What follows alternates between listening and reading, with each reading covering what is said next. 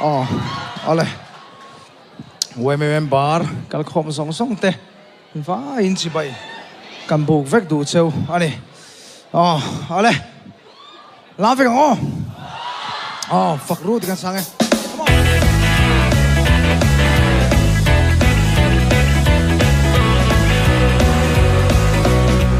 sing vela hian lim na ong silo lalpa mai lo chu fuck root kan on nei song in fuck root kan on nei song hian in lalpa fuck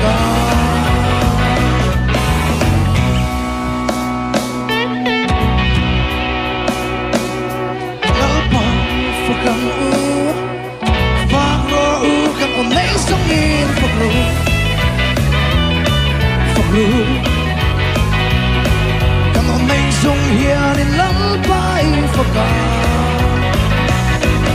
falai ni song te lalpa tan mangang kan chatlai ni raisino kuatai ma hian in lalpai foka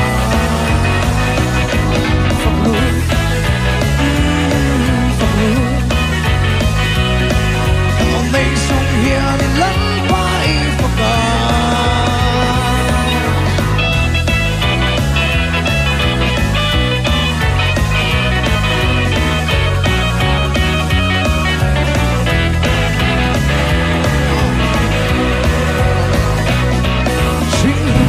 Vera hian lim na le om silo lalpa mai lo chu fuck ro kan on nei song in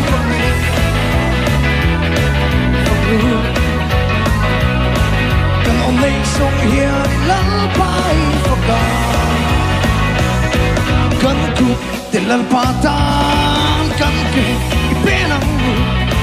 lalpa foka fuck ro kan on nei song in fuck ro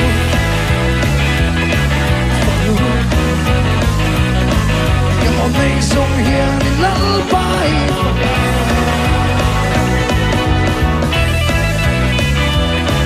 lalpa tan mangan chatlai ni raisino kuatai ma hian in lalpai fuck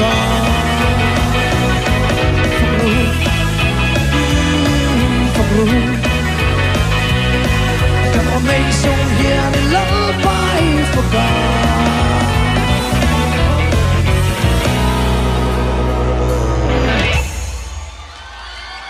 hello me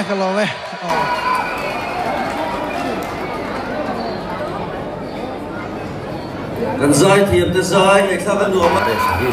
có thể tự sự riêng đấu một thì làm thì em là có thể thấy nó có chung nó có cuối đó bây giờ cái tin là thế mà đầu cuối mình ra đây đi đó làm sự tay của tôi nó đắp đi chơi nhỉ